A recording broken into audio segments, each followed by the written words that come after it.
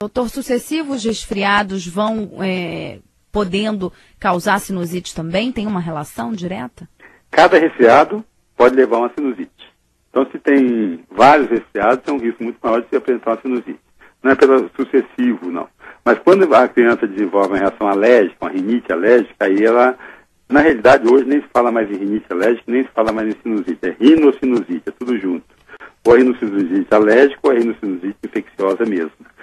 Cada vez que, quando a criança tem alergia, o risco é muito maior de desenvolver uma sinusite.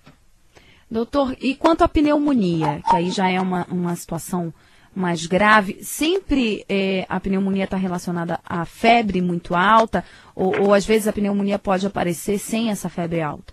Quase sempre está relacionado com a febre muito alta e após um resfriado, principalmente crianças.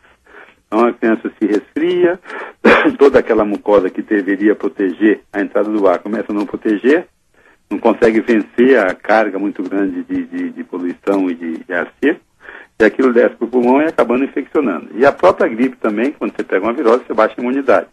A imunidade fica direcionada para aquilo, então você perde imunidade para o resto.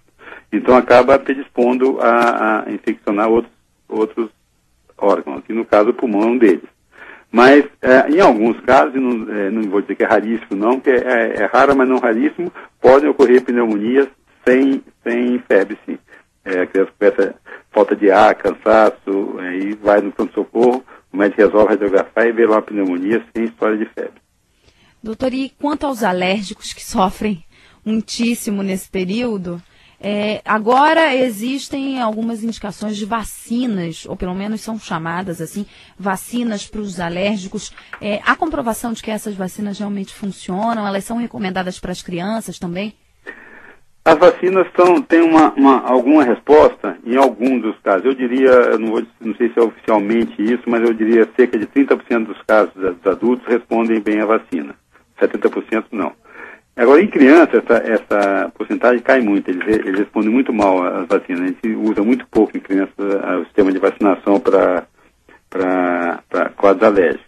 Mas hoje tem medicamentos, graças a Deus, bons para esses casos, porque se a criança é alérgica, ela é alérgica. Ninguém vai curar isso. Com o crescimento, geralmente melhora uma rinite alérgica, ou mesmo uma bronquite, asma, essas coisas. Há uma tendência a melhorar. A maioria dos casos se resolve espontaneamente até o adolescente. Alguns não, alguns permanecem até adulto. Então, durante esse período, a gente tem que tirar todos os fatores. Existem exames muito bons hoje que fazem, não na criança, aqueles que espetavam a criança, vários pontinhos, mas tem exames de sangue hoje que você faz e que dá a que a criança é alérgica. Então, se é alérgica a pó, você vai começar a botar travesseiro no sol, alérgica a leite derivado, você vai tirar o leite da dieta da criança, então, inúmeras causas, né? E aí você tirando essas causas e dando alguns medicamentos que existem, que ajudam a dessensibilizar essa mucosa, então você consegue uma boa melhora dos casos. Doutor Silvio, os antihistamínicos, né, os antialérgicos, tem uma problemática que é a questão da sonolência. Como é que você pode administrar esses antihistamínicos para criança que precisa ir para a escola, que precisa ter atenção? Os antialérgicos dividem em dois grupos, os corticoides e os antihistamínicos, né? Basicamente são esses. Os corticoides não dão essas reações, mas dão outras reações, inclusive podendo provocar gastrite, úlcera, até diabetes. Então a gente usa pouco.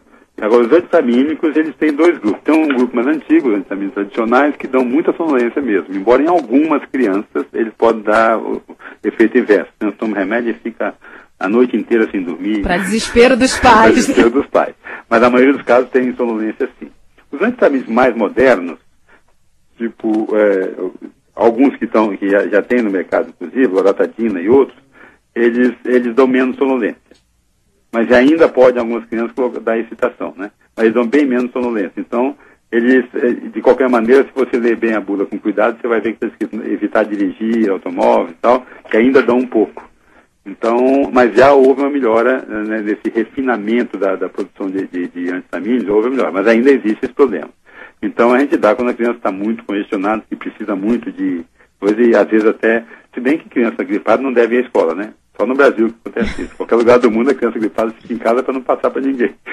Sem dúvida. Então é melhor dar esse tipo de remédio à noite? Eles devem ser administrados um pouco antes da criança dormir? Geralmente, esses remédios são de entidade durante 3 ou 4 dias, mas tem que ser o dia inteiro, tem que manter descongestionado para drenar as secreções e sair nas secreções melhor.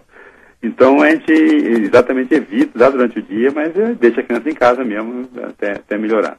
Um adulto é mais difícil, que tem que trabalhar e tudo, né?